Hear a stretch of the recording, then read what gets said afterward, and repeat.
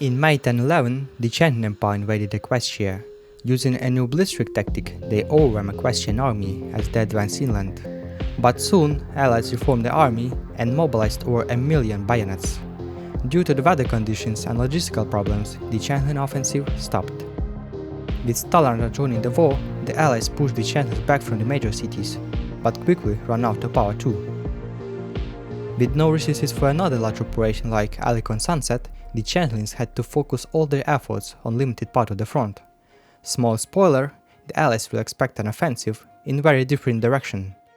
But let's look into what led up to these events. January 10-12, with the entry of Stalingrad into the war, a new theater opened up in the cold north. The forces of Finland and Nova Griffonia launched an operation in two directions. In the north, the communists swiftly forced the river, but then got stuck at the prepared fortifications. Deeper south, beyond the mountains, the Nova Griffonian troops broke through Westlandia, opening a path straight into the heart of the Barrowlands. Realizing that the Northern Protectorate would collapse under the communist pressure, Changelings sent a special contingent under the command of Clarus. Inspired by initial successes, Stalingrad also sent a 10th Division and Infantry Corps to finish off the Bears. Bug forces arrived first. On January 20th, the Jäger Corps, with some Panzerbjörner support, launched an offensive near the village of Svisvatten, surrounding and defeating Nova Griffonian troops. Then they rushed to the town of Westlandia, destroying one more division north to the city. By February 9th, the Jäger Corps had entered Westlandia. Only one sad little division tried to stop them. No chance for Griffins there, so they were forced to retreat. Next, Klaus tried to outmaneuver the communists again, throwing them off to the mountains. But, unfortunately for him, Stalingrad 10th Division arrived and immediately launched a surprise offensive, pushing the Changelings back. Seeing that the Reds were on the move, the Kingdom of Yakyakistan entered the war, capturing border towns. The Allies' offensive plan was ambitious, but the polar weather wasn't. Because of supply problems, the communists retreated from the north. Soon, the frontline will be frozen, which means we fly back to Equestria. So, January 10-12, the bloodiest battles take place in this city. The Changelings got most of Whinnyapolis, while Equestrians controlled the eastern parts. The city defenders were demoralized. A winter campaign was a failure for the Alliance forces here. But wait, Stalingrad reinforcements arrived, and they brought to actual supplies. Getting a numerical advantage, they launched a united offensive, recapturing one district after another. It became clear that the Changelings would be knocked out of the city within weeks. But the Changelings had a plan. They dragged in their big guns, artillery, lots of it. On the very first day, the city became a real torturous for the Allied soldiers. 10,000 of shells fall on their heads every single day. In result, the coalition were stopped at the western parts of Whinnyapolis. Meanwhile, there was another war going on in the deep rear. Small groups of ponies kept destroying the high supply lines. Trains, railways, bridges, anything they could find became a target. This made it harder for the Changelings to supply their troops on the front line. But attacks didn't go unanswered. The Changelings often used fear to control the occupied territories. Public punishments, arrests, and village raids were meant to keep the locals quiet. One such example was the Sweetmill village. The Bucks burned this village and murdered most of its population for helping the partisans. Unexpectedly, this had the opposite effect. Even more ponies joined in the partisan movements. Turns out, when you burn down someone's home, they don't like you. As we know, winter ends in April. The snow began to melt, turning the roads into a mud, which made it difficult to move vehicles, especially for the Changelings. Equestrian-led forces, seeing an opportunity, launched a series of offensives to drain Changeling resources. First, they tried to shrink this bulge. It didn't shrink. Then, they started an operation between the Ruby Mountains. In the first days, things were going well. The Alliance crushed the Olinian division there. But soon, more troops of Changeling were arriving. In the east, Marine Division recaptured Airfield, and in the north, a Panzer Corps launched a counterattack, encircling division south to Oleander. Realizing the danger, Equestrian forces withdrew back to safer positions in the mountains. Early May, Crystal Empire. Intelligence noticed a lot of Changeling units moving southwards. Seeing the chance, ponies launched an offensive in the north. After a week of intense fighting, they liberated Miranda, pushing the Changeling further back. It was a good news. Bad news, next week the advance was exhausted. Operation in the north got tired and went on vacation, but Wars does not take holidays, especially if you have 200 crazy commanders. Cold night of May 11. Equestrian raiders launched a bold attack against the High Navy at Francisco. Here they sank one carrier, damaged another, but soon were pressed against the sea. None of commanders managed to retreat. Brave, crazy, effective. But all these events were just the calm before the storm. The Changeling Empire was playing in defense and prepared for a summer campaign. The United Pony Alliance knew an attack was coming, but they didn't know where. Chrysalis and Concord directions were ruled out early. Commanders believed those terrains were too difficult for a major Changeling assault. That left two options, the center front or the south.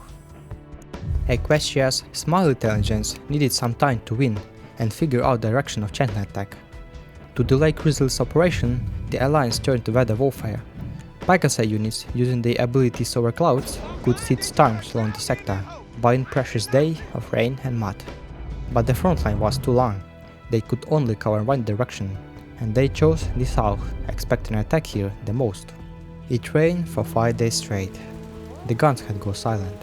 Soldiers slept in muddy trenches, staring at the grey sky, waiting. Commanders met at headquarters, drawing lines of maps that might not matter tomorrow. They didn't know exactly where Chrysalis would strike, but they knew one thing: time was borrowed. Finally, Smile Intelligence began reporting massive troop concentrations, not in the south but just north of Whinnyapolis. The Alliance panicked and began to move reserves from the south to the center. At this time, everything was ready for Operation Lila Dana. Queen Chrysalis gives the order to begin. On May 22nd, after short artillery preparation, the 19th Panzer Division broke to the first defense line. At the same time, in the south, 2 Marine divisions managed to cross the Ponisip River.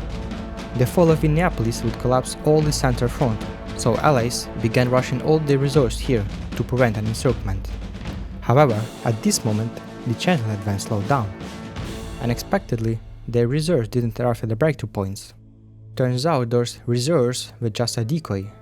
The Changeling spies pulled off a successful operation with false documents. Along with wooden and inflatable equipment, they managed to fool Allied intelligence. But where did Chrysalis actually plan her summer campaign? Here's a hint: what's known as black gold and very important in modern warfare: oil. Now look at the map. Where do you see a delightfully large oil field that provides half of the entire Alliance's army fuel? That's right, in the southern deserts.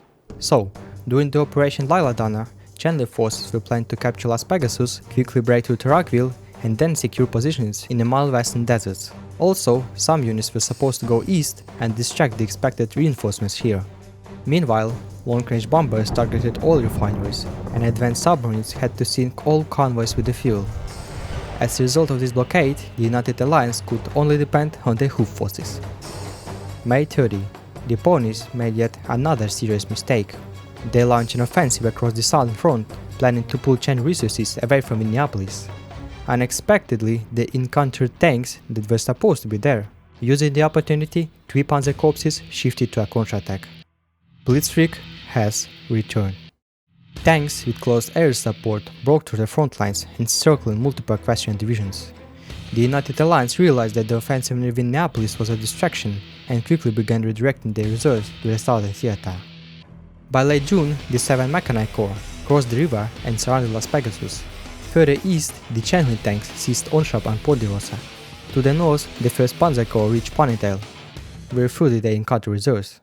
In their way to south, Changeling mechanized units faced 3 Pegasi Corps. This is where they used their ability to control the weather. Southern Equestria isn't famous for its infrastructure, so the Pegasi once again summoned rain along the predicted routes, significantly slowing the enemy's vehicles. Still, as a result of the offensive, the Hive managed to reach the oil towns in the southern Equestria. The Battle for Rockville was about to decide the fate of the entire southern front. But the deeper the Changeling pushed, the fewer resources they had left. Their greatest strength, tanks and aircraft, was not effective in the cities, so everything came down to the infantry. once again fighting for every piece of land. And for God's sake, it rained the whole time there. To make matters worse, Las Pegasus defenders refused to give up. The siege was led by General Zelix, an experienced commander known for his effectiveness in urban and motorized warfare. His forces had achieved victories in dozens of cities before, but not in this one. One of the key reasons was the presence of Thestrals, an often forgotten fourth tribe of Equestria. Organized into Thestral land division under war barrier commander, they were characterized by their great cruelty in battles, favoring night operation and close-range engagements. Also, Las Pegasus defenders were still receiving supplies by the sea. Here, the Changelings decided to use all their naval power. Both sides went all in. In August, a sea battle happened that would decide who controlled the seas. In Las Pegasus Gulf, the Changeling fleet made a critical error. Advancing deep into the bay, they exposed their position. The Alliance split and encircled them, cutting off all retreat. With a strong position, the Alliance sank most of the Changeling ships, sending them to the ocean death.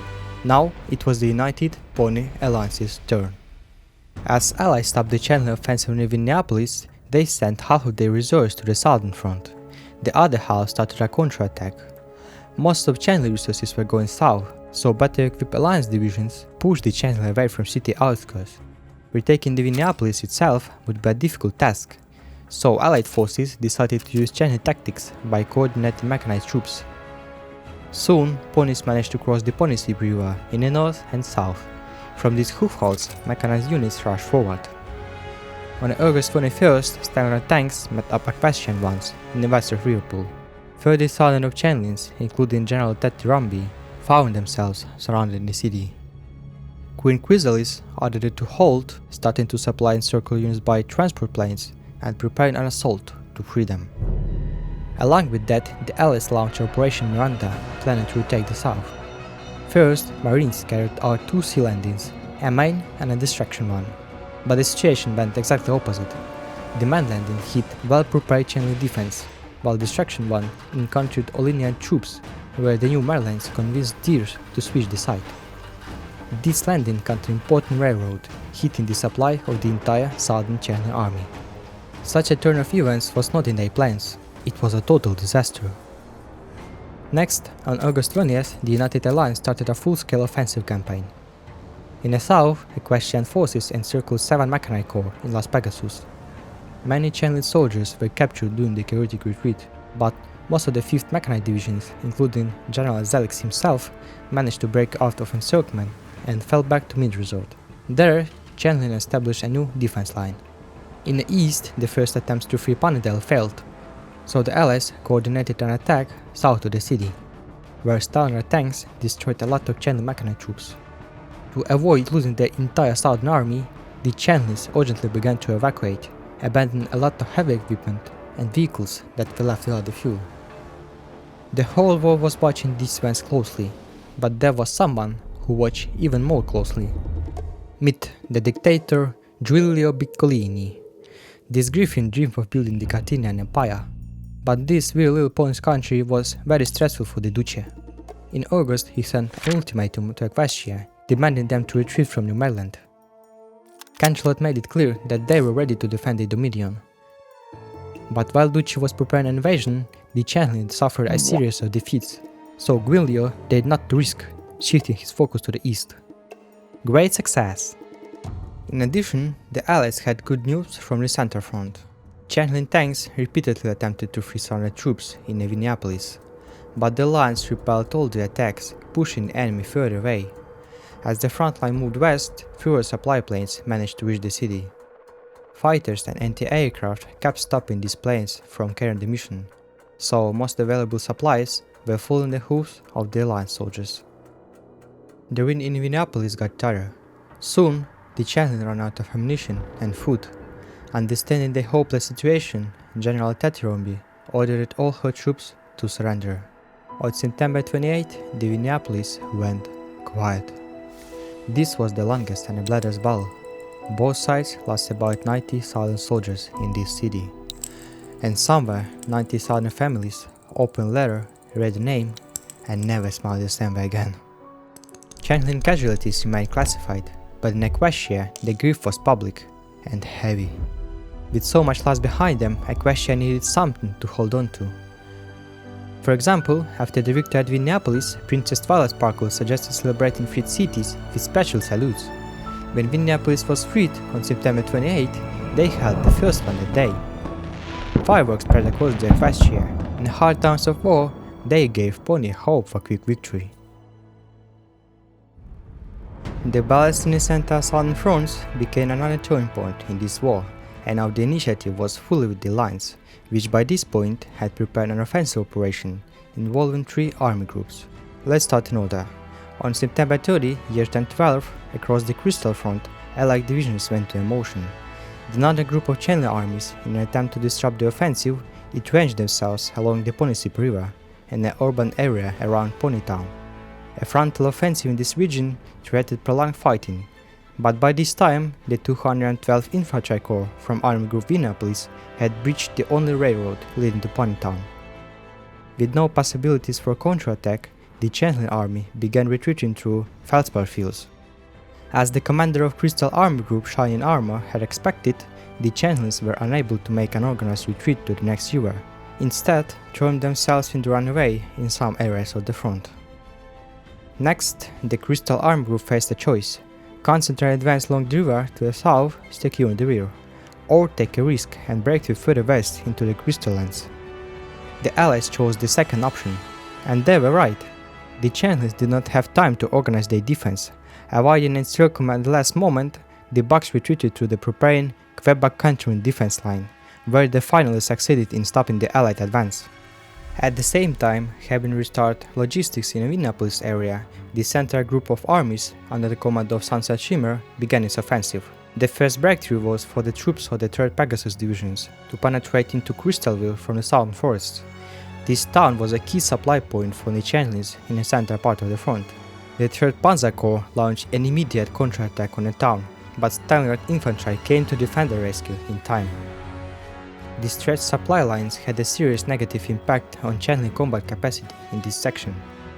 Even worse, because of defeats on the north, the Changeling had to retreat to Chikoltko and Hedgewood.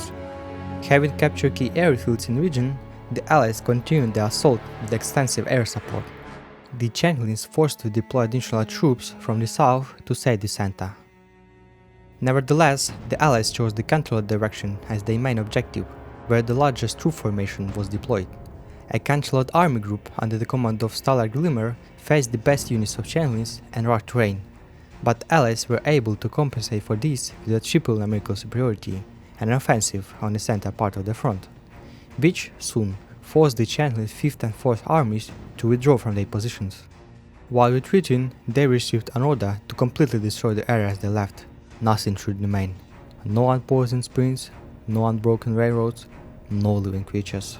By late November, the Changelings organized a strong defense in the Honeycomb Grove area, but by this time, the Allies were able to break through the defenses south of Chikoltko and liberate the Hedgewoods. Realizing that their troops were insufficient to hold back the Alliance's new offensive, the Changelings began retreating to a defense line they were actively preparing. By December, the Alliance hit the Changeling line of defense, a monster called the Trimmel Wall. Named after Vice Marshal, it stretched for over 2,000 kilometers, with deep trenches, concrete bunkers, overlapping artillery, and thick minefields. Here, the Changelings planned to inflict such heavy losses that public pressure would force the Allies to seek peace. With each passing day, Changeling defense grew stronger, so the Allies urgently began preparations to break the Trimmel Wall. In order to divert more forces from the main front, the United Pony Alliance turned its attention to the Polar North. Deploying significant forces here, mainly from Yakyakistan and Nova California, they launched a prolonged 2-month offensive, which ultimately forced the Changelings to retreat to more favorable positions and deploy additional forces in that direction. Soon, the Allies finished preparations for Concord advance, the main thrust of which was to be a large-scale airborne operation behind enemy lines along the entire front. The Allies expected that the Changelings would simply not have enough troops to put out fires on all fronts, which would immediately lead to complete collapse of the front. In early December, the operation began, but everything went wrong. Due to the rushed preparations, the Pegasi were told their task just before the mission.